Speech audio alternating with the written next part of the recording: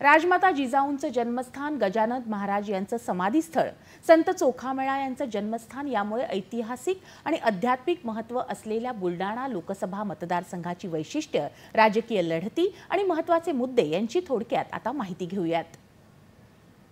बुलढाणा जिल्ह्याला ऐतिहासिक आणि आध्यात्मिक महत्त्व असून राजमाता जिजाऊंचं जन्मस्थळ सिंदखेड राजा, शेगाव इथलं गजानन महाराज यांचं समाधीस्थळ, संत चोखामेळ्यांचं जन्मस्थळ मेहुणा राजा, हिंदू मुस्लिमांचं श्रद्धास्थान असलेला सैलानी बाबांचा दर्गा आणि लोणार सरोवर ही प्रसिद्ध स्थळं याच मतदारसंघात आहेत।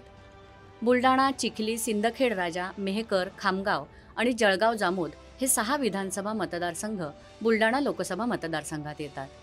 यापैकी बुलढाणा, चिखली आणि खामगाव या मतदारसंघात भाजपचे आमदार आहेत, तर सिंदखेड राजा मतदारसंघात अजित पवार यांच्या नेतृत्वाखालील राष्ट्रवादीचा आणि बुलढाणा मतदारसंघात शिवसेनेचे आमदार आहेत।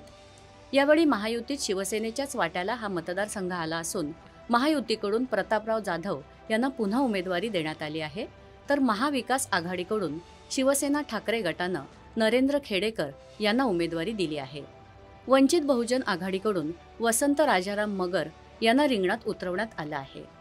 गेली 25 वर्ष बुलढाणा मतदारसंघावर शिवसेनेच्या खासदारानं प्रतिनिधित्व केलं आहे। मात्र आता शिवसेनेत पडलेल्या फुटीमुळे 2 शिवसैनिकांचंच एकमेकांसमोर आव्हान आहे।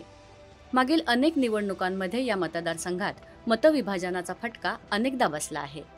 या मतदारसंघातल्या क्षारयुक्त पाण्यामुळे होणारे आजार, शुद्ध पाणी पुरवठ्याची मागणी, डायलिसिस केंद्राची मागणी, अनेक वर्षापासून असलेली टेक्स्टाईल पार्कची मागणी, वाढती बेरोजगारी, औद्योगिक विकासाची कमतरता, प्रलंबित खामगाव जालना रेल्वे मार्ग, सिंदखेड राजा लोणार विकास आराखडा यासारख्या समस्या अद्याप सुटलेल्या नाहीत।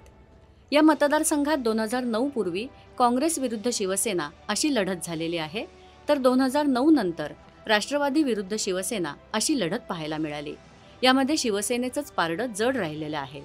मात्र आता शिवसेना आणि राष्ट्रवादी पक्षफुटीनंतर मोठे बदल झाल्यामुळे समीकरणं वेगळी झाली आहेत। त्यामुळे आता हा मतदारसंघ कोणता शिवसैनिक काबीज करतो हे आता पाहावं लागेल।